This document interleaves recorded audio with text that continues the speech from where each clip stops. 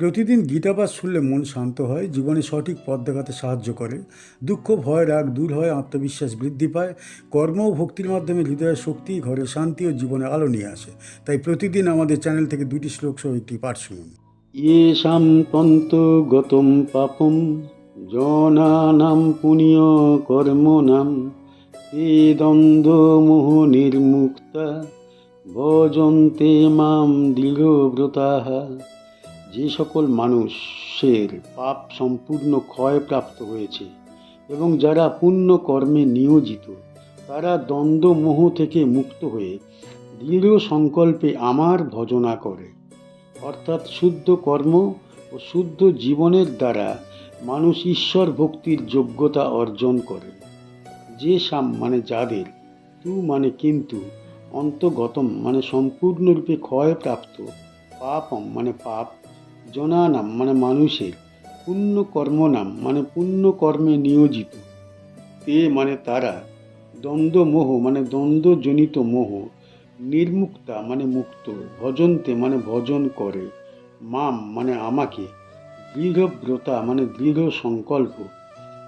এই শ্লোকে ভগবান শ্রীকৃষ্ণ জীবনের এক আশাব্যঞ্জক সত্য প্রকাশ করছেন। পূর্ববর্তী শ্লোকে তিনি বলেছিলেন, ইচ্ছা ও দেশ থেকে উৎপন্ন দ্বন্দ্বমোহের কারণে জীব জন্ম মুহূর্তেই বিভ্রান্ত হয়।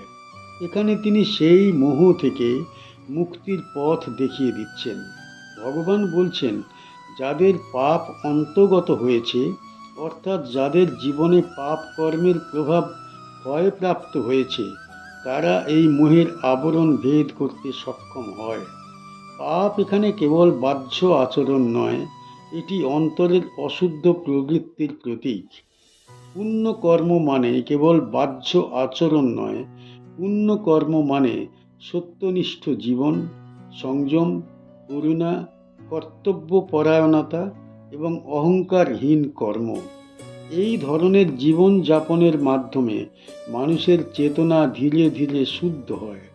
যখন চেতনা শুদ্ধ হয়, তখন দ্বন্দ্বের প্রভাব ক্ষীণ হয়ে যায়।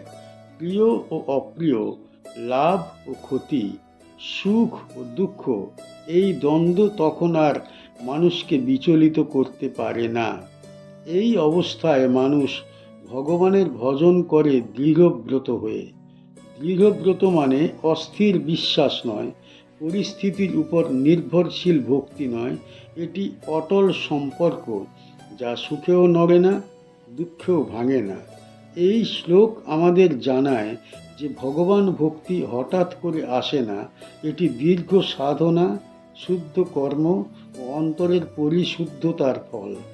এই শ্লোকটি সেই ধারাবাহিক প্রসঙ্গে বলা হয়েছে যেখানে ভগবান অর্জুনকে বোঝাচ্ছেন কেন কিছু মানুষ সহজে ভগবানের শরণ গ্রহণ করে আর অধিকাংশ মানুষ তা পারে না।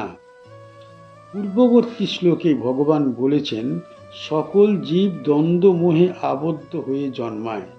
এখানে তিনি দেখাচ্ছেন, যারা পুণ্য কর্মের দ্বারা নিজেদের প্রস্তুত করেছে, তারাই সেই মোহ থেকে মুক্ত হতে পারে।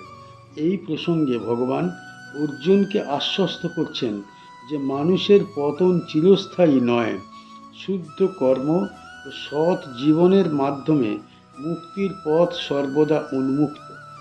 এই শ্লোক থেকে আমরা কি শিখতে পারি? এই শ্লোক আমাদের শেখায় যে ভগবানের ভজনা কেবল কথার বিষয় নয়, এটি জীবনের পরিণতি। এই শ্লোক বুঝিয়ে দেয় যে শুদ্ধ জীবনযাপন ঈশ্বর ভক্তির ভিত্তি। এই শ্লোক আমাদের অনুপ্রাণিত করে পাপ কর্ম পরিত্যাগ করে পুণ্য কর্মে নিয়োজিত হতে।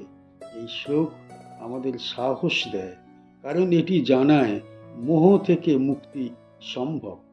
এই শ্লোক দৃঢ় সংকল্পের গুরুত্ব স্মরণ করিয়ে দেয়, কারণ অটল ভক্তি ছাড়া ঈশ্বর উপলব্ধি হয় না। সবশেষে এই শ্লোক আমাদের আশ্বাস দেয় যে মানুষ নিজের জীবন শুদ্ধ করে, ভগবান নিজেই তাকে নিজের দিকে আকর্ষণ করেন। জরা মরণ মোক্ষায় মামাশ্রিতীয় ইয়তন্তি য়ে তে ব্রহ্ম তদ্বিদুঃ কৃৎসম অধ্যাত্মম কর্ম চাখিলম। যে সকল মানুষ জরা ও মৃত্যুর মুখ্য লাভের উদ্দেশ্যে আমার আশ্রয় গ্রহণ করে এবং সাধনায় নিয়োজিত থাকে, তারা ব্রহ্মকে সম্পূর্ণরূপে জানে এবং তারা অধ্যাত্ম তত্ত্ব ও সকল কর্মের প্রকৃত রহস্য উপলব্ধি করে। অর্থাৎ ভগবানের শরণ নিলে মানুষ মুক্তির সঙ্গে সঙ্গে পরম জ্ঞান লাভ করে। জরা মানে বার্ধক্য, মরণ মানে মৃত্যু, মুখ্যায় মানে মুক্তি লাভের উদ্দেশ্যে, মাম মানে আমাকে, আশ্রিত্য মানে আশ্রয় গ্রহণ করে, যতন্তি মানে সাধনা করে, যে মানে যারা, তে মানে তারা, ব্রহ্ম মানে পরম ব্রহ্ম, তৎ মানে সেই, বিদুঃ মানে জানে, কৃৎসম মানে সম্পূর্ণরূপে, অধ্যাত্ম মানে আত্মতত্ত্ব, কর্ম মানে কর্মতত্ত্ব, চ মানে এবং, অখিলম মানে সমগ্র। এই শ্লোকে ভগবান শ্রীকৃষ্ণ মানুষের জীবনের সর্বোচ্চ লক্ষ্যের কথা ঘোষণা করেছেন। মানুষ সাধারণত জরা ও মৃত্যুকে ভয় পায়, কিন্তু ভগবান এখানে বলছেন যারা এই ভয় অতিক্রম করতে চায় তারাই প্রকৃত সাধনার পথে প্রবেশ করে। জরা ও মৃত্যু কেবল শরীরের ধর্ম। আত্মা কখনো জীর্ণ হয় না, কখনো নাশপ্রাপ্ত হয় না, কিন্তু মানুষ শরীরকে নিজের পরিচয় বলে মনে করে বলেই সে দুঃখ ভোগ করে। এই অজ্ঞান দূর হয় কেবল ভগবানের আশ্রয়ে গেলে। ভগবানের আশ্রয় মানে কেবল বাহ্য আচরণ নয়, এর অর্থ হলো নিজের অহংকার ত্যাগ করে ভগবানকেই জীবনের আশ্রয় রূপে গ্রহণ করা। এই আশ্রয় গ্রহণের পর মানুষ সাধনায় প্রবৃত্ত হয়, কারণ মুক্তি অলসতার দ্বারা আসে না। ভগবান বলছেন এই পথ অনুসরণকারী মানুষ ব্রহ্মকে জানে। ব্রহ্ম মানে নিরাকার, সর্বব্যাপী, অবিনাশী এবং পরম সত্য। সেই সঙ্গে তারা অধ্যাত্ম তত্ত্ব বোঝে, কে আমি, কি আমার প্রকৃত স্বরূপ। এছাড়াও তারা কর্মতত্ত্ব উপলব্ধি করে। কর্ম কেবল বাহ্য কাজ নয়, কর্মের পিছনে থাকা অভিপ্রায়, তার ফল ও বন্ধন সব কিছুর প্রকৃত স্বরূপ তারা জানতে পারে। এই শ্লোক জানিয়ে দেয় মুক্তি ও জ্ঞান আলাদা নয়। ভগবানের আশ্রয়ে গেলে মানুষ একই সঙ্গে মুক্তি ও পূর্ণ জ্ঞান লাভ করে। এই শ্লোকটি সেই ধারাবাহিক প্রসঙ্গে বলা হয়েছে যেখানে ভগবান অর্জুনকে বোঝাচ্ছেন কারা সত্যিকার অর্থে তাকে জানতে পারে।